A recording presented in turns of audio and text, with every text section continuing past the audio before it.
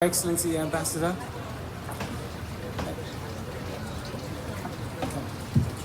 Thank you. So as I told you, 10 years ago, 15 years ago, my now partner, Motti Eichler, came to me to London and asked for some charity to help put Haredim into the workforce. And I said to him that if we're going to do this, if we're going to work in the world of commerce, we must work according to the rules of commerce. And we have a great community to sell, with great ability, with great minds, and we just need to find the right niche and to get started. And 15 years later, we have put about 15,000 Haredim into the workforce. It's been an uphill struggle, but it's been amazing. And that equates to about 1.3 billion shekels of new money coming into the Haredi community every year and spent in the Haredi community probably 3 or 5 times over in the shops, in education, and creating wealth and bringing about huge change.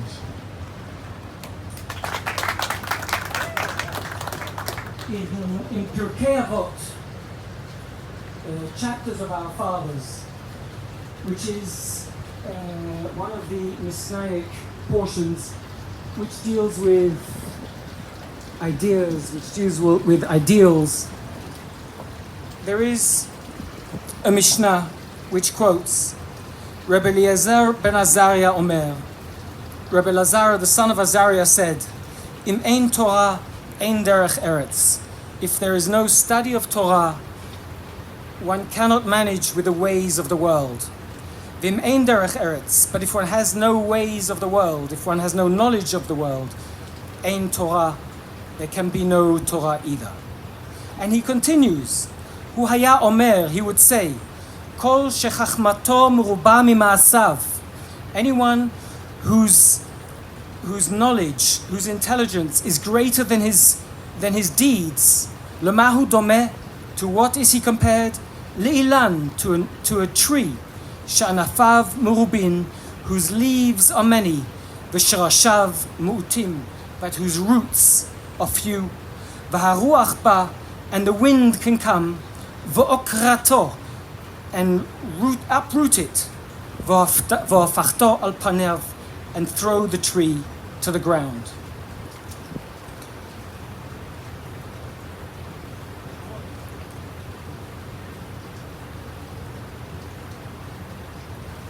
In this week's portion, and we always tend to look in the week's portion, the portion is divided into 52 sections, one for each week. And we always tend to look into the week's portion to see what is the message of the week. What can we learn from this week's portion? What is the energy that this week's carries? And fascinatingly enough, this week talks about the second luchot, the second set of tablets. And as we all know, the first luchot were given with great fanfare, were given by God, were written miraculously by God, engraved by the hand of God, given to Moses at the top of the mountain, and Moses carried those luchot down. He didn't even have to carry them. They were lifted miraculously above his head as he walked down to the mountain to bring those luchot to the people.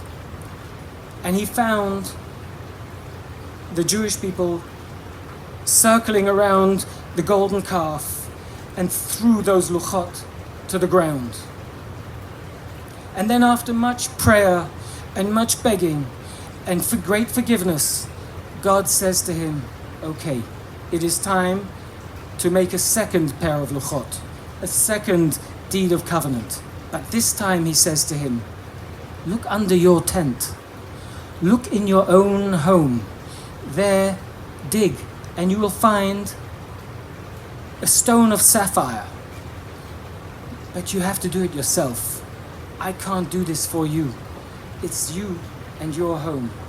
And then when you find that stone of sapphire, engrave on it. I will not do it for you. Engrave on it yourself.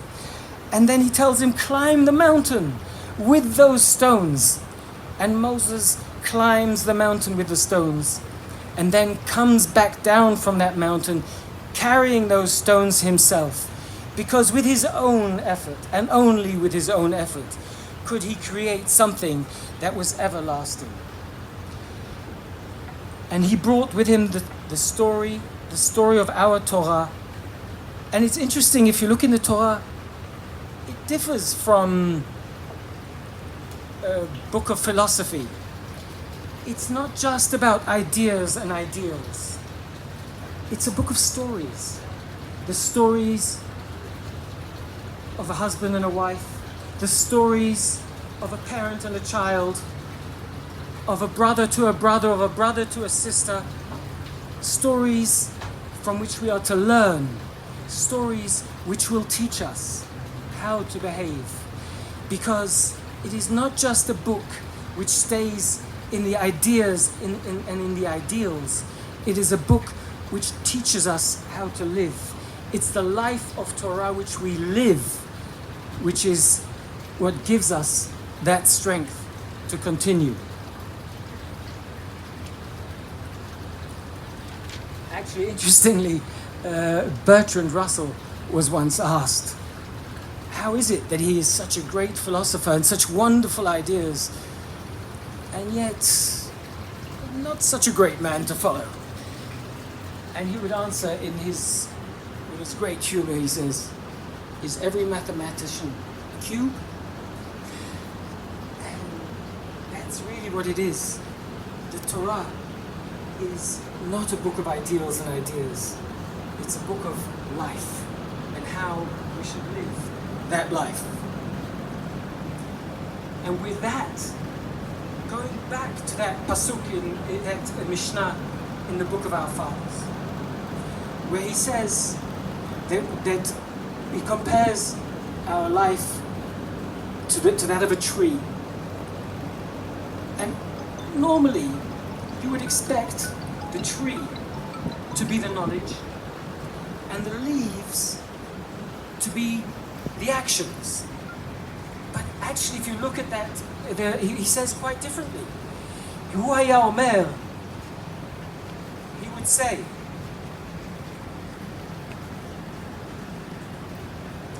Kol shechachmoto meruba mima'asav, whose intelligence, whose knowledge is greater than his deeds, is like a tree whose leaves are greater than his roots. The root is the work. The root is how we live life. The knowledge accompanies that. We all imagine who we would like to be, but who are we? We are the product of the actions that we take, of the deeds that we do. That is what defines us as people. Because the Torah, as I said, is the truth lived and not left at the level of thoughts and ideals. And with that, I'm so excited that this is the first time that we are sending a group of young Haredi men out there to fundraise for a business. We are used to seeing Haredi men coming to fundraise and collect. But here, this is different. You're coming for a business, for a dream, to create a life. And it excites me no end, the message that you carry forward for yourselves, for your communities, for your families. The possibilities are endless. Thank you.